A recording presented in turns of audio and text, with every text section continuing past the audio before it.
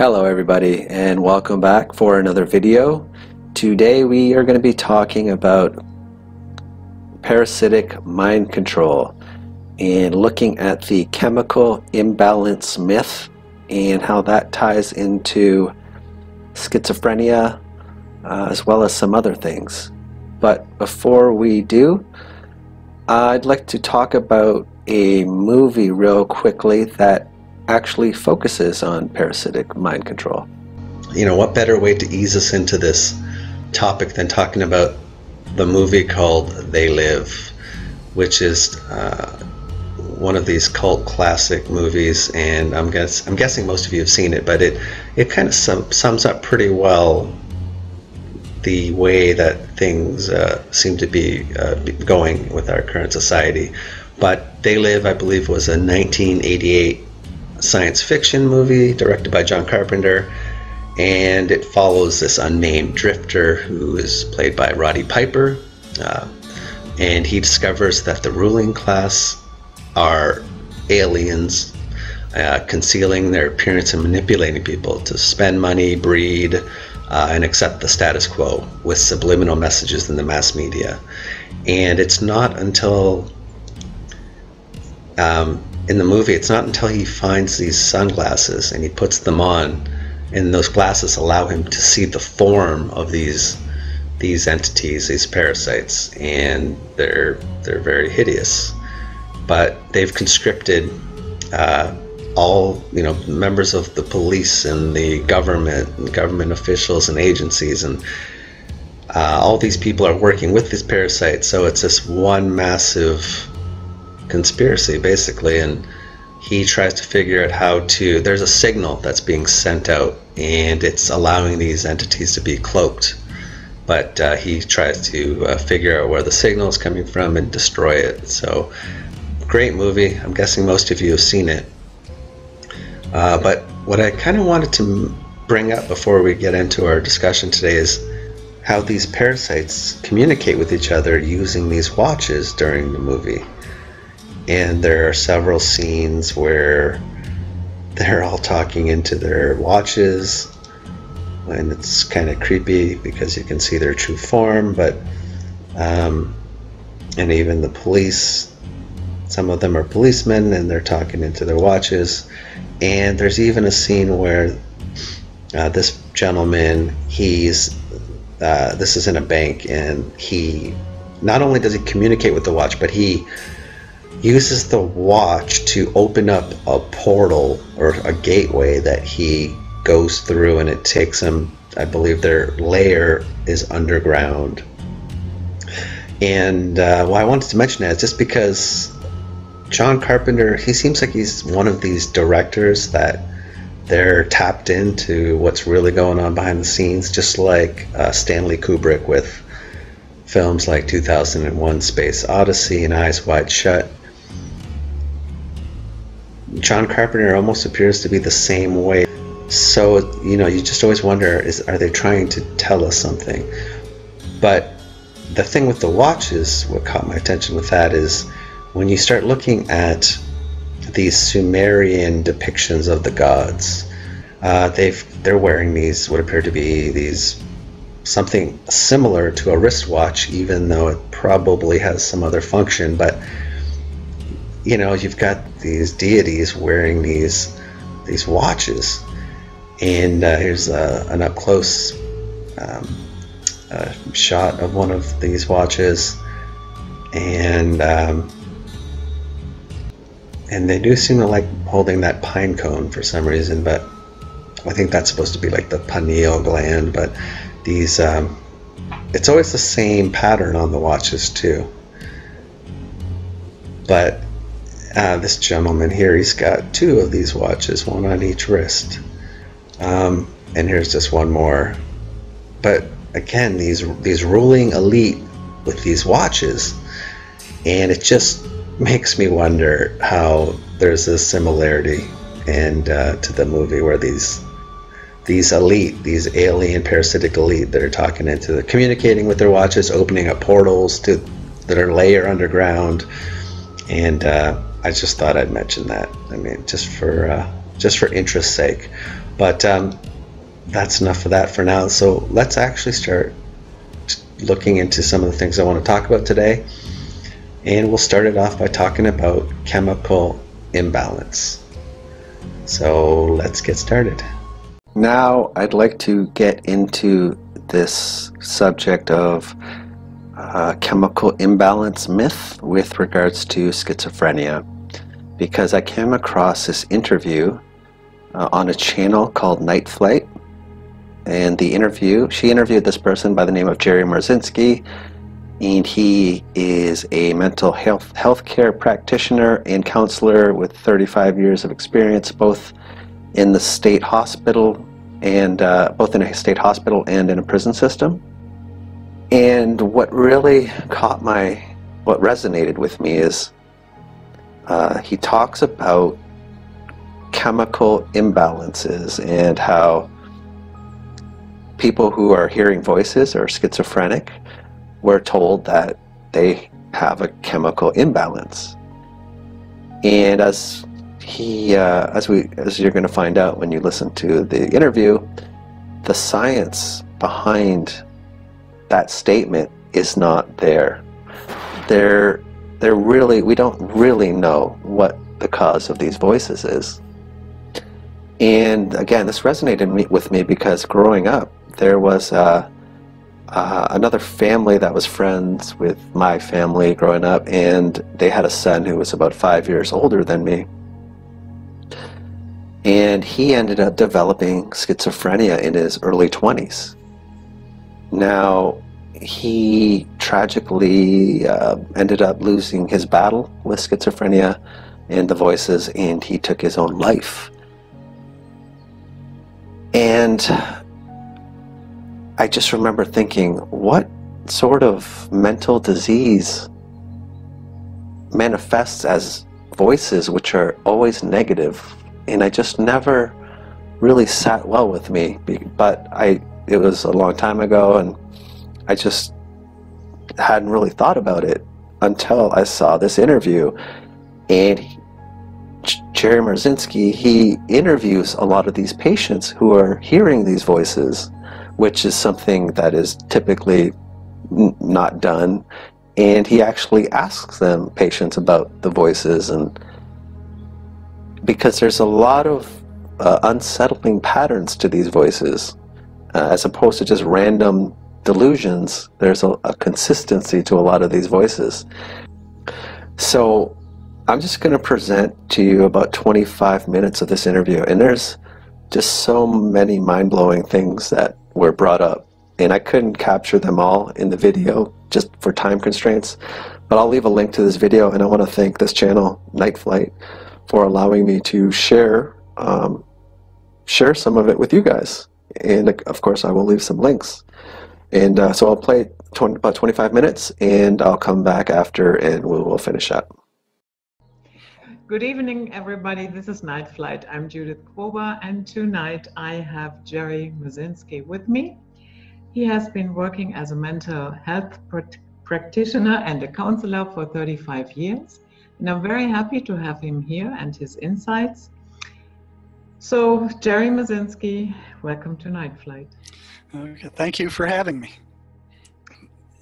Basically, I've been at this for 35 years. I worked for 7 years in the biggest state mental hospital in the United States. From there, about 18 years working in the psychology department of a state prison. And that's where I learned a lot. So what sparked your suspicion that there might be something else going on than what the official... Oh, I can tell you that. The first suspicion I had, and when I first started work at the state hospital, I believed like everybody else. I was taught, and everybody else believed, that this was a chemical imbalance of the patient's brain, and that these medications, and what they were major tranquilizers, somehow temporarily straightened out whatever that imbalance was. But as I watched a number of different psychiatrists, they never gave even one course of lab work to try to check and see what that chemical imbalance in the brain was and how far off it was. Regular doctors, they'll give you blood work and you have all these scales and they say, oh, well, it falls in between this scale, and so it's high, it's low, it's in between, we need to do this to bring it up. No, it wasn't that. All they would say is, oh yeah, it's a chemical imbalance in the brain, and that's exactly what the drug representatives were telling them. So the first thing I noticed is, here they are saying there's a chemical imbalance, but they don't know what it is. They have no way to measure it. They have no lab tests for it. They have no EKGs or EEGs or anything else that will definitively show that there's a chemical imbalance. And if there is a chemical imbalance, which of the 32 or so neurotransmitters in the brain are imbalanced? They have no way to measure it, but yet they're going out there and they're going, it's a chemical imbalance, and these drugs will set it right. So that was my first clue that something was off. Here they kept pushing this chemical imbalance, which they had no proof for, they had no measurement for, and they had no lab work. So, what's going on here? Why are they doing this when they have no proof? So, and at what point did you decide to encourage the patients to talk about their voices and what they are hearing? I think that was after one of the common things that I saw in working with these schizophrenic patients was that their voices would often tell them to kill themselves. They were no good, and they didn't talk much about that, but and they were very hesitant to talk about their voices, because every time they did, the psychiatrist would jack up their medicines. So here were the voices, in several cases telling them to kill themselves, and matter of fact, a lot of them did.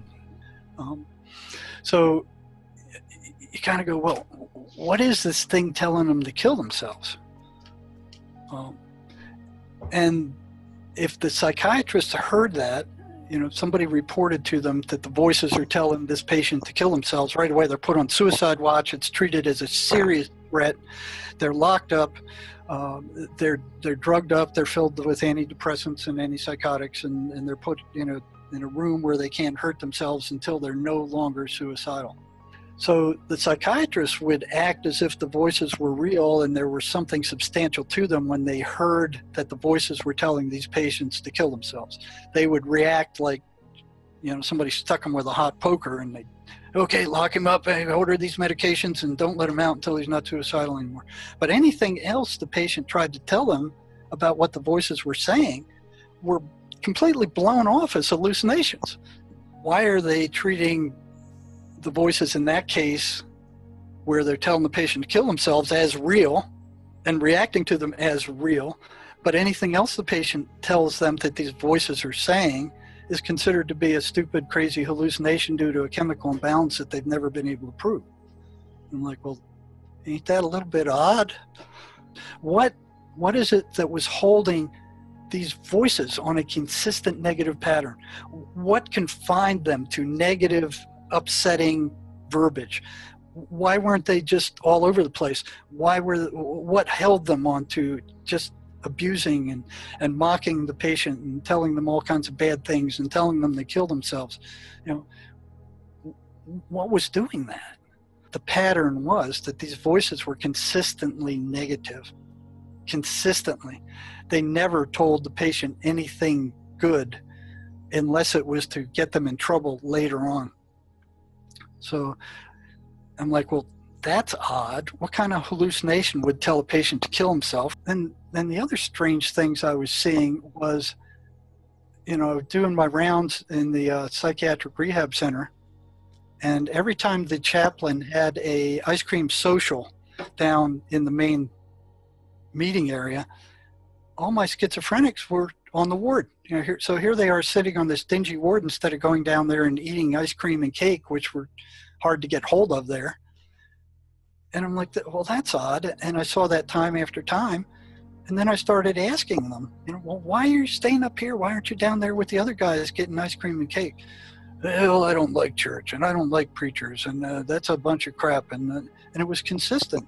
It was like, so I started asking them some questions about, well, why is this? And periodically I'd hit the voices get louder when I go into those places, when I go into the churches. So I started wondering, well, I never took the word of just one patient. I would take the question I asked and then start asking. I had an unlimited supply of schizophrenics there. So I'd start asking these others. And time after time, they'd say, well, yeah, the voices don't like the Bible. They hate the 23rd Psalm. When I read the 23rd Psalm, they act like worms thrown onto a hot frying pan. And I'm like, whoa. So I started handing out the 23rd Psalm. And I got the same response. All these patients said the voices hate it. They hate when I read the Bible. I said, well, what did they tell you? And they said, well, Jesus couldn't even protect himself. What makes you think he's going to protect you? And this is the voices telling them this thing. And I'm like, this is a hallucination. Hallucinations are supposed to be random. I mean, they're supposed to be all over the place. They're, the second thing I noticed later was amphetamine kind of like opened the door to these things. More prisoners were sent to prison for committing crimes while they were psychotic on amphetamine than any other drug that I ever saw. So it's like it opened the door to psychosis. It triggered psychosis, and it was like they were going psychotic, and it was like once they became psychotic, they stayed psychotic. It didn't go away. But what was tricky about it is when they first started, they'd start hearing these voices. They'd go, oh, well, I'm just hallucinating because of the drug. And they're thinking, well, okay, it'll go away. And they stop using the drug and it does go away. And that happens for many times. And then one day they use it and it doesn't go away. They're there and they can't get rid of them, and they're there forever, and they're now psychotic. Whatever these things were, they invaded. So I started asking questions about amphetamine, and these people would see something called the shadow people consistently. They were three-dimensional shadows that would enter their rooms at night, follow them around, and usually show up at the foot of their bed and be staring down at them. They never spoke. And I noticed, and I actually used this clinically, if they saw their eyes, they were in much worse shape than if they didn't. The majority of them never saw the eyes. If they did see eyes on these shadow people, they were either lime green or they were red. Neither color is not something I'd want to meet somebody with eyes of that color. I mean, right away, it just kind of sends chills up your back. Then I noticed that virtually every schizophrenic who was put on these medications would eventually go off and go psychotic again. And I'm like, well, why is that happening? But, and I'd ask them, and they'd all say, well, it's the side effects. The side effects are awful. And they were. But what didn't make sense is when you compare the side effects, which were bad, to going insane and becoming floridly psychotic, it was like, okay, which do you want? You want the flu or you want the bubonic plague? And they were all choosing the bubonic plague. And I'm like, well, why are you choosing the plague? And I'd ask them, well, why? I mean, which is worst? And they'd say, well, the plague's worst. And I'm like, well, what am I missing here? What is it they don't understand? Why are they consistently, and almost all, this happened with almost all of them, at one time or another, they'd stop taking their meds. And yeah, that was true that and I'd ask the staff, I said, well, why do you think they stopped taking their meds? And it's like they want to go psychotic, and that's much worse than the side effects. And, oh, well, that's just a symptom of schizophrenia. I'm like, a symptom of schizophrenia. And they didn't even want to know why. They weren't even curious. 3 years, 3 or more years, I kept asking the same question over and over again. And I started feeling crazy because you ask the same question over and over again, and you get the same answer, that doesn't make sense over and over again. It's like expecting a different result, and it's not coming. So it was my last year at the state hospital, and one little gal got into trouble. She went off her meds. She was doing good in classes. She was going to cosmetology class, and she was doing good while she was on her meds. She went off her meds for the third time, and they were about to discharge her from the program because if they won't stay on their meds, they're not going to be able to function. They're not going to be able to work.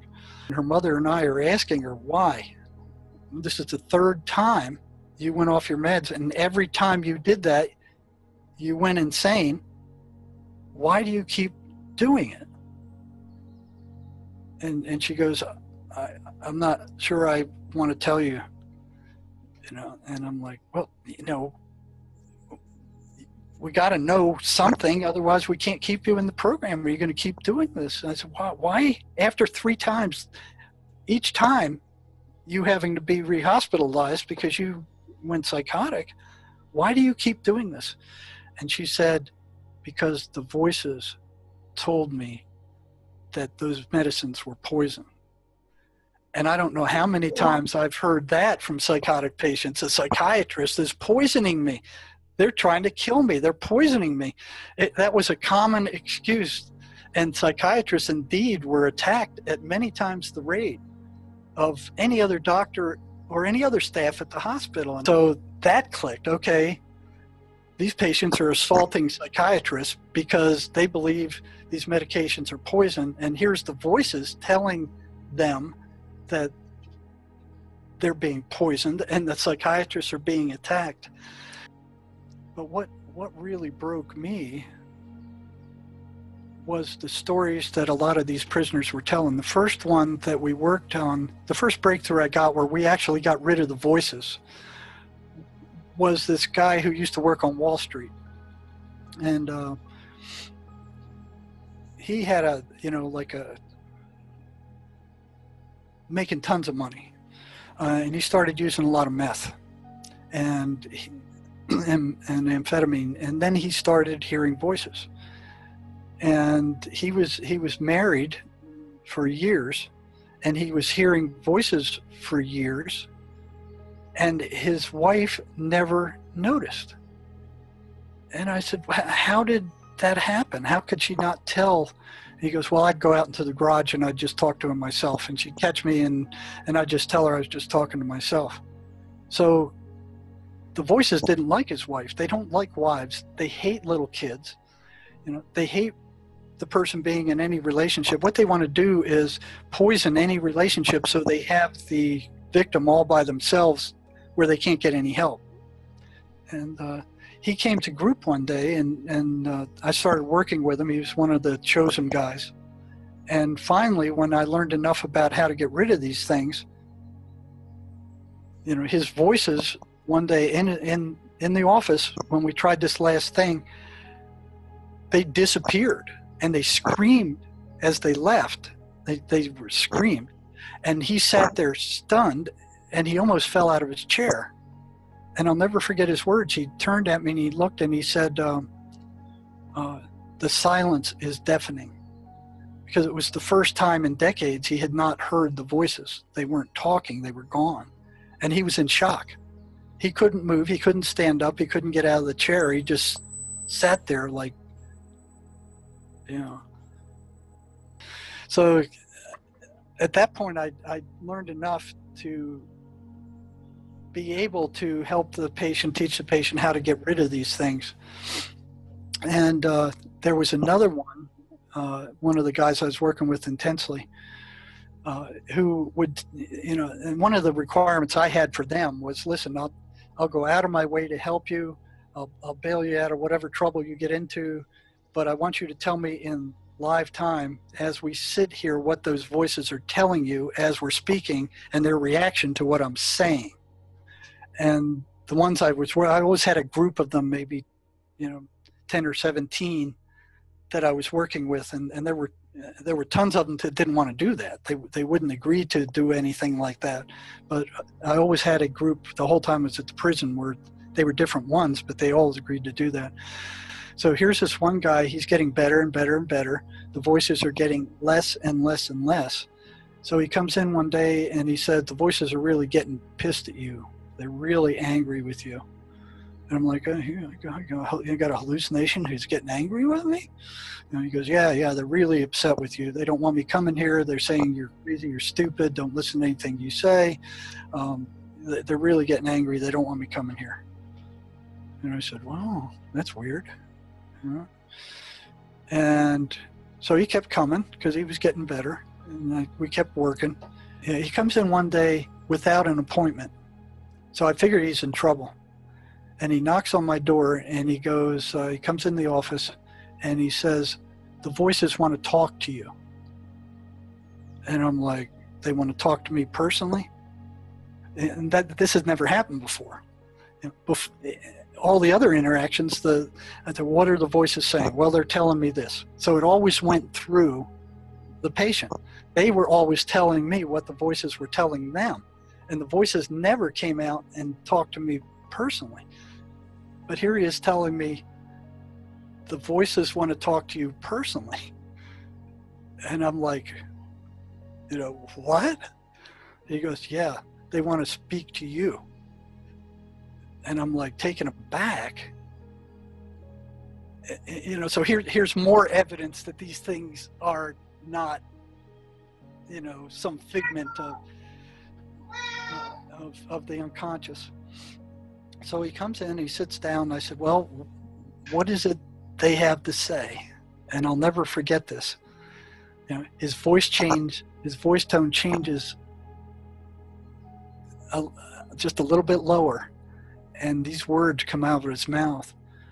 You have no right to interfere with our way of life. And I'm like, bam. And he said, that wasn't me. That wasn't me saying that. And I'm like, what the blazes is going on here? It was at that point, after getting all this other information for years, that my denial system, it was just hanging by tatters, completely collapsed. About that time, I was reading a book written by the shaman Miguel Ruiz, who was talking about these entities that enter people's minds and tell them bad things, and that they were energy parasites. Now, one thing I'd noticed was that every time these voices attacked a patient, their energy level would drop down to almost nothing. And here they are laying in bed all night. They're not exerting themselves physically at all, but in the morning after being attacked by these things, they were so weak, a lot of them couldn't even get up to go eat breakfast. So here I bring this in, he comes in, he sits down, and I said, tell me what you think about what this guy's a shaman, tell me what you think about what he's saying. And I start reading it to him. And every once in a while I glance up, and as I'm reading it, he's kind of staring at me like with this strange look on his face. And then I hear this electrical crackle just explode from behind my head like an arc welder. And it's like it just sounds just like an arc welder. I know that crackling sound. And I'm like, what the devil is that? And I turn around and I don't see anything there. And it starts moving up the wall at a 45-degree angle toward the ceiling at the back of the room. And this, I look at this guy and he's just staring at me with these blank eyes, just like a zombie. He's just staring at me, and I'm like, what is going on here? And it's like crack, crack, crack, crack, crack, all the way up the wall. And I'm trying to see what that is, but I don't want to take my eyes off of him either, because I'm suspecting he's going to attack. He's looking really strange, and he's just staring at me in this odd way. So I push my chair back against the wall, kind of halfway expecting him to attack from the strange look he had on his face. And I'm trying to see whatever's making this noise, and I couldn't see anything. And I'm kind of, I didn't want to take my eyes off him for too long, so I'm going back and forth and back and forth and back and forth. And then it goes across the ceiling over his head, so I can keep an eye on him and also search the ceiling. And it's, I see nothing, I smell nothing. I just hear this crack, crack, crack, crack, crack. And then it starts coming down at a 45-degree angle toward me. And I'm like, what is going on? And it jumps into this Rubbermaid trash can near my left leg, and it's crackling in there. And I turn and I look down there briefly, and I still don't want to take my eyes off him, and there's nothing in there. You know, the inmate porter had cleaned it last night, and there was nothing there except this crackling sound coming from this thing. And I asked the guy, the prisoner, I said, do you hear that? And he didn't respond. He's just staring at me with these zombie-like eyes. And I'm like, what the hell is going on here? And then the sound stops, and he slowly gets up, and he goes, I gotta leave. And I'm thinking, like, yeah, get the hell out of here, man. Go. Yeah. So he goes down the hall, and I'm sitting there stunned. And I walk up, and I search. I look closely at the walls, and there's no burns. There's no sign that anything ever happened. I can't account for what happened. I go out into the hall, and I check all the other doors, and none of the other medical staff are in yet. You know, the doctor's office is locked, the nurse's office is locked. Everything's locked. There was nothing that I could see that could account for that sound. And I was shocked. I was stunned. I just sat there like stunned. You know, like it's like I'd been hit by a taser or something. I couldn't think straight. It was like my mind fogged out. And I'm thinking, if they can do that, if they can make the walls crackle, what else can they do? And what am I getting myself into here? The voices that these people hear are thoughts being put into their minds. They're being injected into their minds. And not only that, these things have access to their entire memory. So they can go in there and they can pull up every rotten thing these people ever did and bring it up, dredge it up, and rub it in their faces until their emotional state turns negative. And then they drain that energy. So what they are is emotional parasites. And it doesn't just happen with schizophrenics. Remember, the schizophrenics are the 5% of the normal curve. These things are hitting us all to different degrees. And it's most obvious where you're, kind of cruising along the street, and all of a sudden, minding your own business, kind of you have your same old thought stream running there, thinking about this and that. And then a thought comes in that's just horrifying. It's like something you would never think, something you would never do, something you would never consider.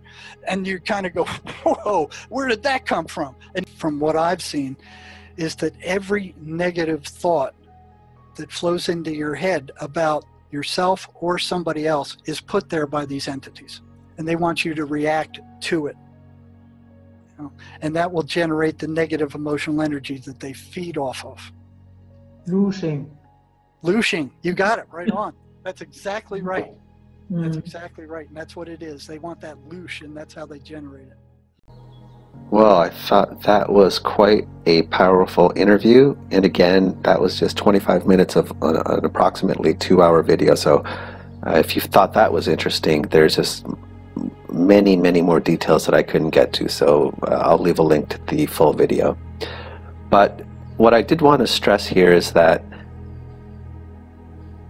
I know that this is a very sensitive subject, and I mean no disrespect. I'm just asking questions.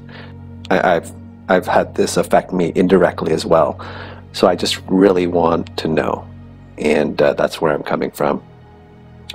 But the implications are pretty vast, and what I did want to touch on real quick is near the beginning of the interview, the voices, they didn't like, what was it, Psalm 23. Now, I don't know if it was mentioned in the interview, in the longer version of the interview, or if it was from another interview I heard with Jerry Marzinski, but he mentioned that the voices also didn't like when the song Amazing Grace was being played. For some reason, the voices they tend to not like inspirational music, and he mentioned either in this interview or another one that they don't like the song Amazing Grace. And what caught my attention about that is there's this Japanese scientist and researcher by the name of Dr. Emoto Masuru, and he's developed this technique to examine under a microscope and photograph the crystals that are formed during the freezing of different types of water. And then he then photographs the water that's been exposed to prayers or music or words after it's been frozen. So this water, the water that is subjected to vibrations or words and positive thoughts, they form these beautiful crystals similar to those of the snow. And the water that's subjected to the vibrations of words and negative thoughts reacts, creating very amorphous structures and a lack of harmony. Now, the process, I believe, distilled water is used, and I think it's 1 vial full of this water is placed between 2 speakers, and subsequently the water is exposed to various musical tracks from beginning to end, and then the water is frozen and photographed. Now, what I want to mention that is because they played, this researcher and doctor, he did an experiment where he played the song, he went through this process, played the song Amazing Grace, and froze the water and photographed it, and it, as you can see here, you have this very regular pattern. So it's interesting to me that these parasites, demons, whatever you want to call them, they don't like this song, and it matches this very regular pattern, which is associated with positivity. And as you look at some of the patterns that are formed when they expose the water to these different songs. Now, when you look at the song, a heavy metal song, it's very amorphous, disjointed, and of course, you have heavy metal music is typically associated with darkness, and it makes a lot of sense. I mean, the parasites probably don't mind heavy metal at all, but they don't like worshipful music or songs like The Amazing Grace. There's Imagine by John Lennon and a Beethoven song. So I think I just found this very interesting because the parasites don't like these very uplifting, positive songs, and those songs, they have this effect on water, and the water forms this very geometric structured shapes. And when you take a look, speaking of very geometric structured shapes, when you look at all of the star forts, very, very geometric and very structured, right? And I can't just help thinking that there's a connection here, because a lot of these star forts, they've probably been decommissioned from whatever their true purpose is or was. And the fact that the parasites don't like that song, Amazing Grace, and it forms this beautiful geometric pattern. And here you have all these decommissioned star forts which have these beautiful geometric patterns. But yeah, so a lot of takeaways from this video, and one of them is not every thought, potentially, not every thought you have is your own, especially the ones that are negative. Either very negative, reaffirming type of thoughts, like you're not good enough, no one likes you, that type of thought, or some thought that leads you to, is tempting, it leads you to a sin.